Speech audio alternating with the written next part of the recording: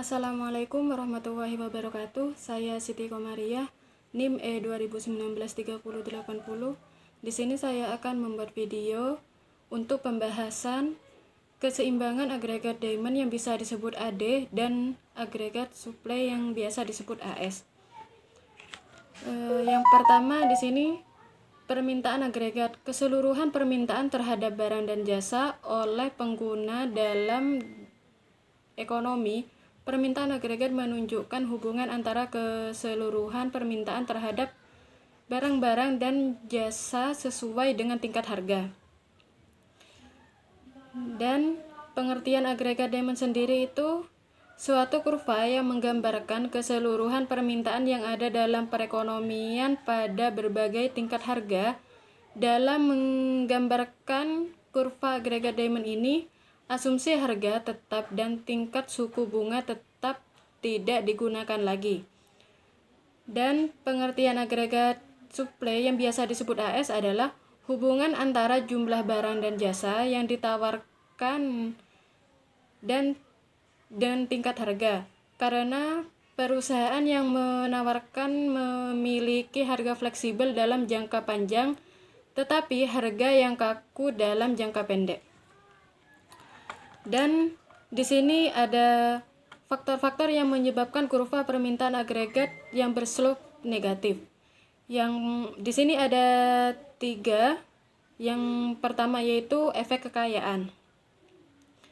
Efek kekayaan ini biaya yang digunakan oleh produsen tergantung pada kekayaan yang dimiliki.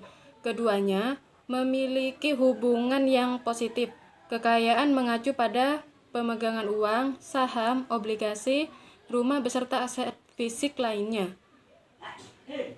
Kekayaan yang memiliki mempengaruhi oleh tingkat harga. Yang kedua di sini ada dampak harga bunga. Efek harga bunga ditunjukkan karena perubahan tingkat harga mempengaruhi harga bunga. Efek ini mempengaruhi produksi dan investasi. Yang terakhir yaitu efek pembelian asing, yaitu ekspor maupun impor.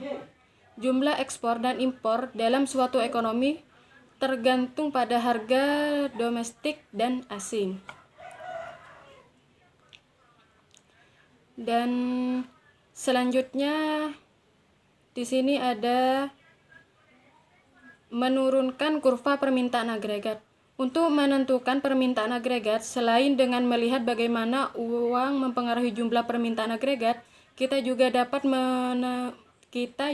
menurunkan kurva permintaan agregat dengan melihat 4 komponen tersebut, yaitu yang pertama pengeluaran konsumen. Pengeluaran konsumen yaitu jumlah permintaan akan barang dan jasa konsumen.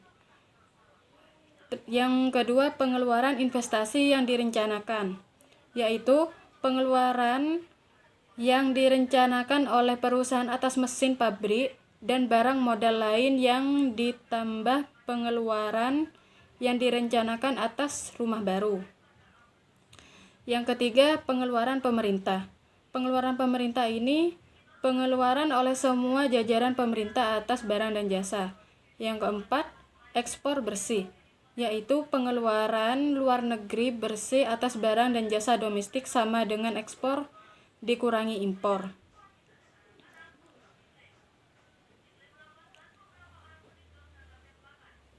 Yang selanjutnya yaitu definisi kurva permintaan agregat jangka panjang, yaitu jumlah output yang dapat dihasilkan dalam perekonomian dalam jangka panjang ditentukan oleh jumlah modal dan perekonomian, jumlah tenaga kerja yang ditawarkan dalam tingkat pengerjaan penuh. Beberapa pengangguran tidak dapat dibantu karena penggunaan bersifat friksional ataupun struktural. Dengan demikian, pada pekerjaan penuh, pengangguran tidak sama dengan 0, tapi pada suatu tingkat di atas 0 di mana permintaan tenaga kerja dengan penawaran tenaga kerja lagi.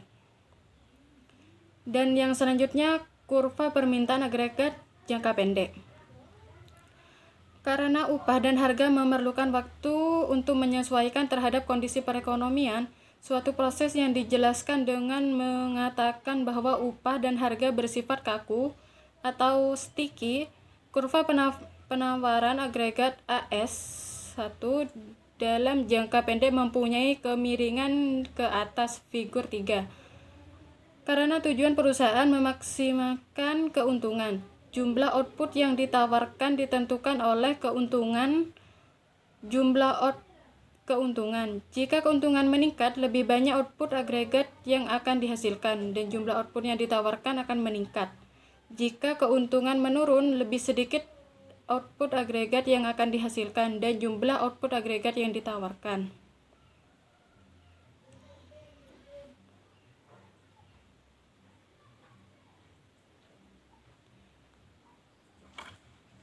Sekian penjelasan dari saya. Apabila ada kekurangan dan kesalahan, saya mohon maaf sebesar-besarnya. Assalamualaikum warahmatullahi wabarakatuh.